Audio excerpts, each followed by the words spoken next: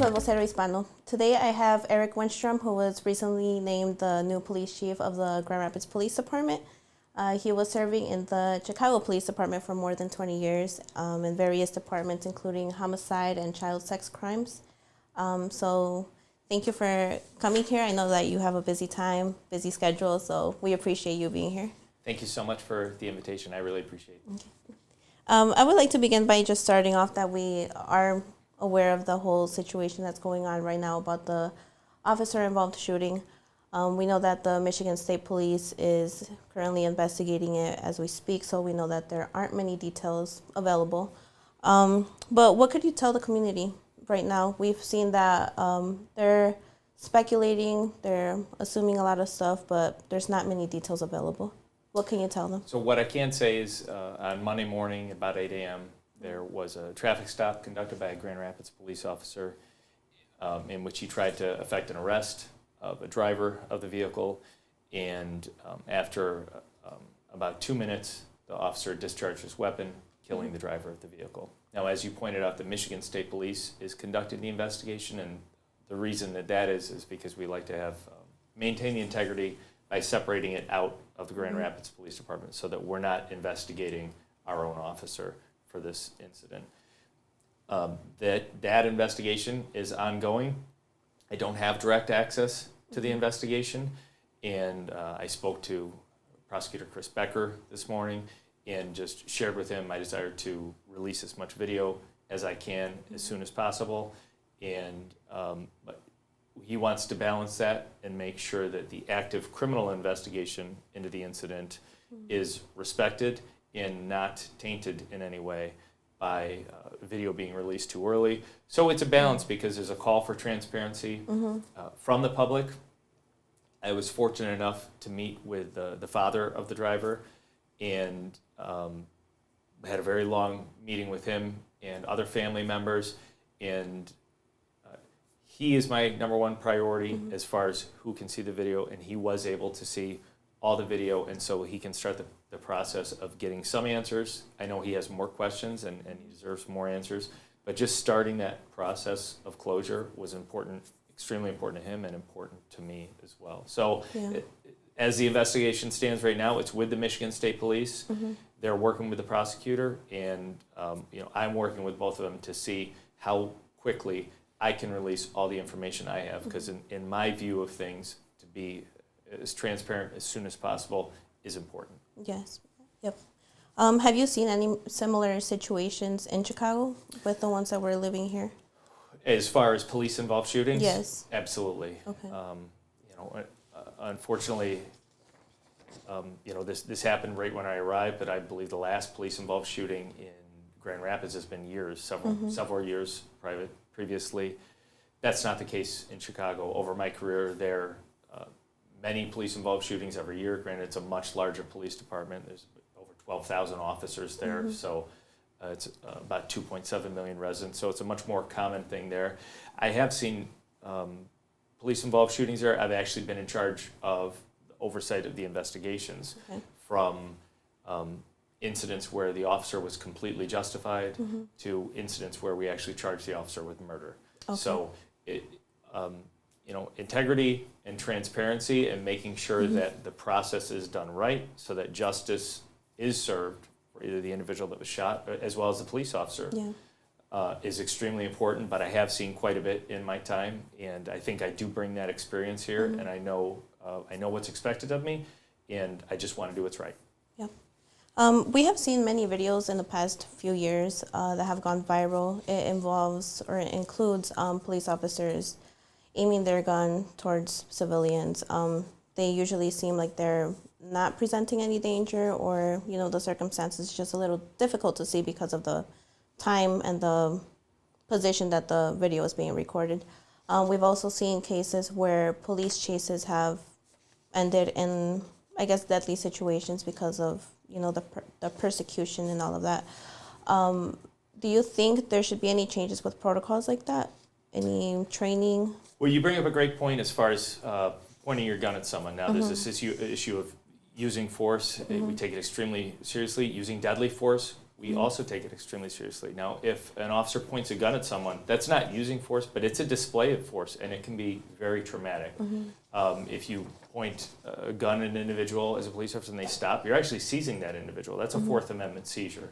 So just pointing your gun at someone is extremely important. And if there was a complaint that came that said, recently there was a somewhat viral video on Facebook that a pregnant woman said that, the police officers were pointing guns at hers. That didn't, I looked into that. That didn't turn out to be factually correct. They weren't pointing their guns at her.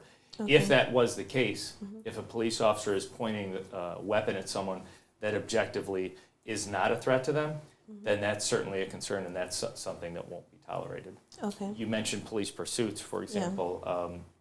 I've had a conversation recently about motorcycles and ATVs downtown causing disturbances, and a lot of the residents downtown were asking me, why can't you chase them and arrest them? And police pursuits in a vehicle, it's extremely dangerous, because if you're chasing a car, you're really chasing like a 2,000-pound projectile that has the potential to be deadly. So you really have to balance, is it important to chase this vehicle? Is it presenting a more serious threat than the actual pursuit is going to create? And so that's really the message that we get across, to balance that need. If you're chasing someone who may be going to kill someone, obviously the urgency is there. If they've kidnapped someone, if you're chasing someone because they went through a red light, then you lose that urgency, and maybe we can catch that person later. Or maybe they get away altogether. But it's balancing the danger to the public with the need to apprehend that individual is something that the police need to do. And of course, especially in light of this police-involved incident, you mentioned, do I see protocols changing or practices? I was a policy writer in Chicago for a long period of time, and making sure that the policy and the procedures in the Grand Rapids Police Department is a top priority of mine. And I had actually just started the process of going through, it's hundreds of pages. So for me just to start and get to know people and get to know, I'm still living out of boxes, really, in my house, so I'm brand new. And for me just to start this process and then be faced with this critical incident early on, it's really just showing the urgency of, we need to make sure that the training for use of force incidents and the policy is just all at the level that it's the best practice across the country. Yeah. I know you just have probably a little over a month, or exactly 1 month here in Grand Rapids. So I'm not sure what you have been doing within the department right now, but do you think there's going to be any changes within the department that you might consider? Well, I'll tell you, I think it's a little too early just to point out deficiencies that I've seen, because I don't want to come in like a bull in a china shop and just make changes and then realize that I had something wrong. So I'm still trying to learn, and but there will be changes. Okay. And there's a lot of talk. The word reform in policing has kind of been a buzzword over the last few years, and the police department should always be reforming. It should always be looking to do better. And I think I hope I'm here for 10 years or more. And I think every year we're going to keep looking to make sure that we're doing better every year, that we're doing the best practices. I want the Grand Rapids Police Department to be a model for best practices across the country, that other agencies look to us and say that's how it should be done. Yeah. Within those changes, do you have any in mind that you would consider proposing to change? Or is it, I know it's just early, so. Yeah, I think it's too early to point out deficiencies, because I really don't know what I don't know. And like I said, I've got, we're actually since about a week ago, we've been starting to do a methodically go through our manual procedures to make sure that every single procedure that we're doing is at the best practice level in the nation. I can't say so far that I've looked and have said this is a deficiency. But I will say that we've started the process of making sure that we're there. Okay. I'm sure there will be room for improvement, and there will always be room for improvement. I know that another hot topic that we have here, not just in the state but nationally, gun control.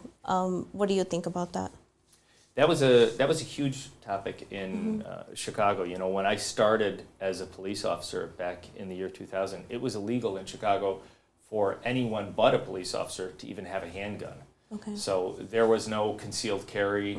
There was you couldn't even have a handgun, in your dresser in your bedroom or whatever. It was illegal. And a lot of issues throughout my tenure there of people pushing to have more access as crime would increase, and advocates on one side would say we want citizens to be able to carry guns to protect themselves because the laws as they are, criminals don't follow gun laws. We want the people who are following the law to be able to arm themselves. So at some point in time during my tenure there, they enacted concealed carry laws.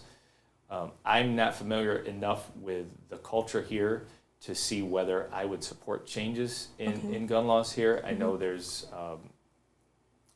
the culture here is much more different. There's open carry here, which means that it is legal in public for an individual to carry a firearm actually open and out, so long as people can see it. And that's something that I'm going to have to get used to and talk to the other police chiefs in West Michigan to see if that's something that we support or if something that should change. So I'm open-minded about it. It's definitely learning the culture here because it is different from what I'm used to on the other side of the lake. Okay. I know that crime is also a hot topic over there in Chicago. I know it's just a little too early just to know. You're still getting to know the neighborhoods, the city overall. But do you see any comparisons or similarities between the two cities since you've gotten here? So what I've seen is, on a smaller level, Grand Rapids suffered some of the same issues that Chicago suffered following the murder of George Floyd by a police officer, where there was a general disrespect for law and for law enforcement, where it felt like, really across the nation that police officers were delegitimized. And when that happens, the rule of law goes away and people feel that, if I don't respect the police, I don't have to follow the law. And what happened in Chicago is we saw a tremendous spike in homicides, where they had over 800 homicides in 2020. And they haven't really turned the tide in Chicago to reduce that. Similarly here in Grand Rapids, I believe there were 38 murders, which might be the most murders on record for a town with 200,000 people. That means that there are such a huge percentage of people were impacted by a homicide in the year 2020. It just blows my mind. It's just devastating. And then we saw in 2021 in Grand Rapids, those numbers go lower. And we see this year that the numbers are trending lower too. The challenge is going to be to maintain that, and especially in light of what's going on in the world and what's going on right now with this police-involved shooting in Grand Rapids. I think it's going to be my first challenge is going to say, because I know there's going to be calls, obviously there's already calls for transparency, but when all the facts of this come out, and like I said, I don't have all the facts, but there's always going to be loud voices attempting to delegitimize all police because of one incident. And it's going to be a real challenge to me to convey to the city of Grand Rapids that we really need the support, that the city really needs to support the Grand Rapids Police Department. We can admit to, if there's a deficiency, we can admit to committing to do better and committing to justice.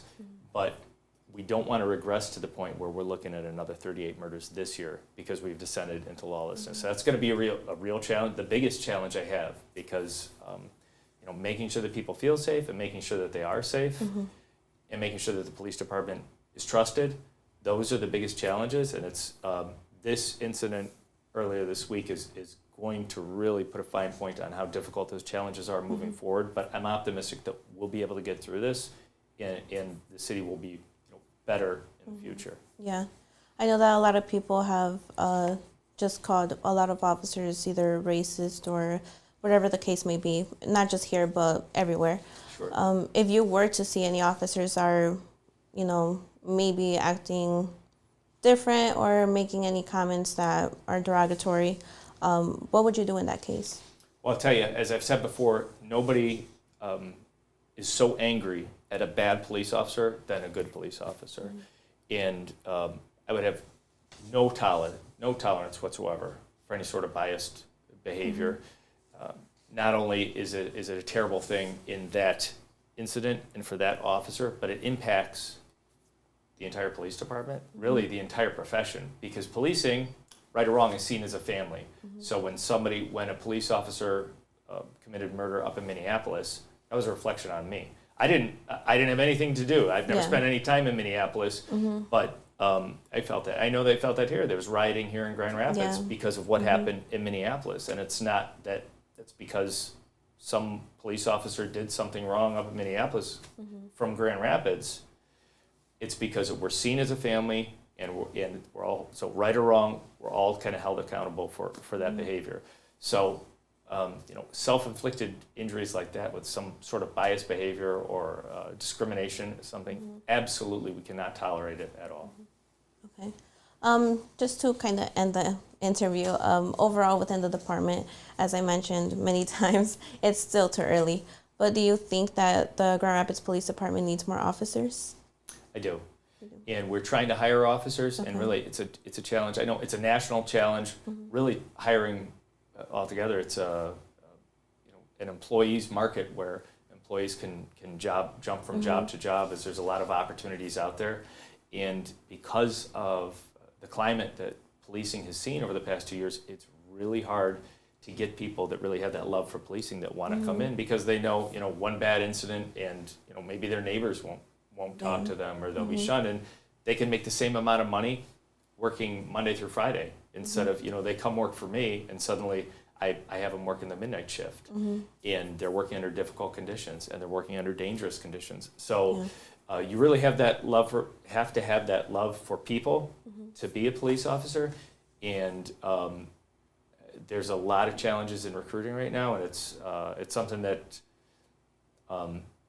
we're going to have to work very hard to overcome, but I'm optimistic that it'll come back and we will fill the ranks. But to answer your question shortly, we do. We need more people. We have the open spots. We have a lot of older officers that are retiring, and we need to fill those seats in the police academy. Okay.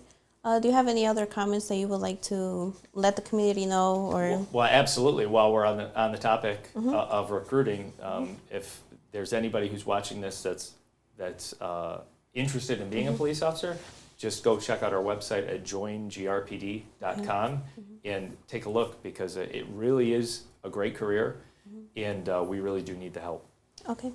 Thank you for your time. I know that you have a busy schedule. You're just getting to know the city, so I would also like to welcome you to the city.